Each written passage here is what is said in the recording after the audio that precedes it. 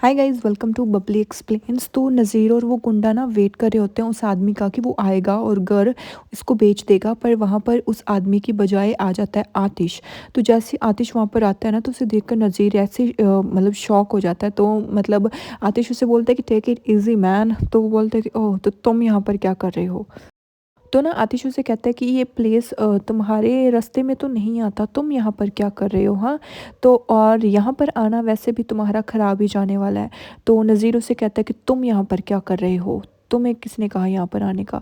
तो फिर वो बोलता है कि अगर मैं ये सेम क्वेश्चन तुमसे पूछ रहा हूँ, पर मैं क्वेश्चन नहीं पूछूंगा, तुम मैं सीधा तुम्हें आंसर दूंगा, क्योंकि मैं मुझे तुम्हारे क्वेश्चंस का सब आंसर्स पता है कि यहाँ पर तुमने आकर अपना टाइम वेस्ट कर ही लिया है।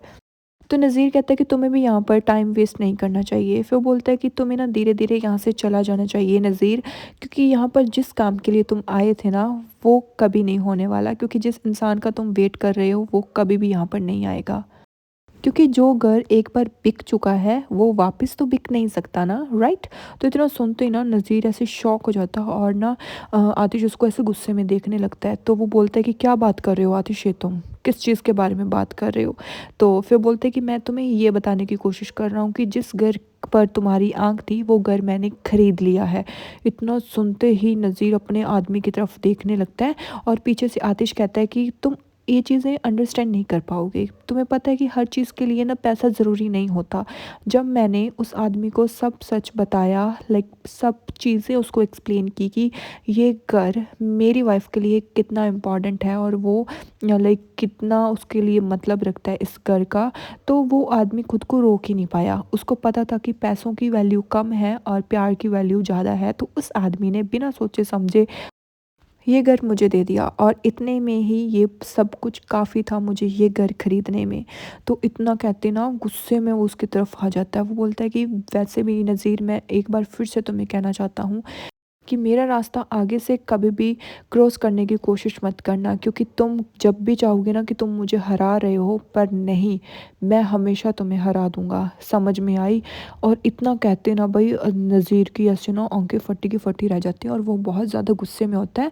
और जो मतलब आतिश है ना वो वहाँ से चला जाता है। इतना कहते ही फिर सीन आ जाता है प्रेजेंट का, और ना मतलब आतिश बिल्कुल भी मिर्ज़ान को कुछ नहीं बताता है कि क्या क्या हुआ था। फिर बोलता है कि जब हम तुम मेरे साथ हो ना, तब मेरे पास कोई भी मुश्किल नहीं आ सकती जब तक तुम मेरे साथ रहोगी। तो वो बोलती है कि मेरे को अभी भी यकीन नहीं हो रहा आतिश कि तुम मेरे लिए ये सब कर रहे हो। तुम्हें पता है कि मेरे को ऐसे लग रहा है कि मैं अभी भी किसी सपने को देख रही हूँ। ये सब मेरे लिए एक सपने जैसा लग रहा है आतिश, मैं बहुत ज़्यादा खुश हूँ। मुझे ऐसे लग रहा है कि मैं फेरी टेल्स में आ गई हूँ। तुम्हें पता है ये प्लेस, ये सब कुछ मेरे को ऐसे फेरी टेल्स वाली फीलिंग देता था। तो इसीलिए तुमने मुझे मेरे लिए ये लिया ना, थैंक यू सो मच।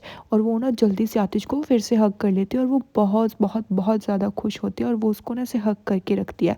फिर उसके बाद हमें नेक्स्ट सीन दिखाया जाता है, आतिश और मिर्ज़ान ना बैठे होते हैं और मिर्ज़ान को ना अभी भी यकीन नहीं हो रहा होता। वो बार बार पूछ रही होती है कि क्या क्या ये घर सच में मेरा है। तो आतिश कहता है कि एक बार फिर से अपना नाम पढ़ लो, तुम्हें यकीन आ जाएगा। वो बोलती है कि थैंक यू सो मच आतिश, मेरे को सच में अभी ट्रस्ट नहीं हो रहा। वो बोलता है कि मैं थक गया हूँ काउंट करते करते। तो मिर्ज़ान ना ऐसे शॉक हो जाती है कि वो बोलती है कि क्या क्या काउंट करते करते। वो बोलता है कि जितनी बार तुमने मुझे थैंक यू बोल दिया ना, अब तो मुझे गिनना भी भूल गया कि तुमने कितनी बारी मुझे थैंक यू बोल दिया। इतना सुनते ही ना मिर्ज़ान फिर से हंसने लगती है और ब्लश करने लगती है।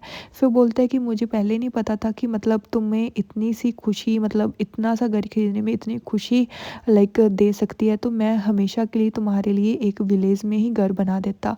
वो बोलती है कि मतलब नहीं, कोई भी ऐसा काम घर मेरे लिए काम नहीं करेगा जो इस प्लेस में है, वो इसी प्लेस में है। यहाँ पर ही तो हमें पता चला था ना एक दूसरे के लिए कि हम एक दूसरे के लिए क्या फील करते हैं। फिर आतिश कहता है कि हाँ, हमने यहाँ पर तारे देखे थे, वो भी एक ब्लैंकेट में। तो मिर्जान कहती है कि हाँ, हम यहाँ पर कितने ज़्यादा खुश थे ना। वो बोलते हैं कि हाँ, हमने कितनी ज़्यादा यहाँ पर शॉपिंग की थी। फिर हम बाहर गार्डन में कितना टाइम स्पेंड करते थे। और तुम्हें पता है कि मैं तुम्हारे से साथ जुड़ी हुई जितनी भी मेरी मेमोरीज़ है ना, वो मैं कभी भी भूल नहीं सकता। और इसीलिए मैं घर ये तुम्हें गिफ्ट करना चाहता था कि ताकि हमारी मेमोरीज़ हमेशा के लिए एक साथ ही रहे और हम कभी भी उसे ना भूलें। तो मिर्ज़ान फिर उससे ना बोलने लगती है कि थैंक यू सो मच, जो तुमने मेरे लिए किया मैं उसके लिए कभी भी नहीं भूल पाऊँगी। फिर उसके बाद ना मरज़ान कहती है कि ये अच्छा नहीं होगा क्या कि अगर हम हमेशा के लिए इसी विलेज में रह जाएँ? तो आतिश कहता है कि नहीं, थोड़ी गाँव वाली लाइफ़ ना थोड़ी हार्ड होती है, इसलिए हम यहाँ पर नहीं रह सकते।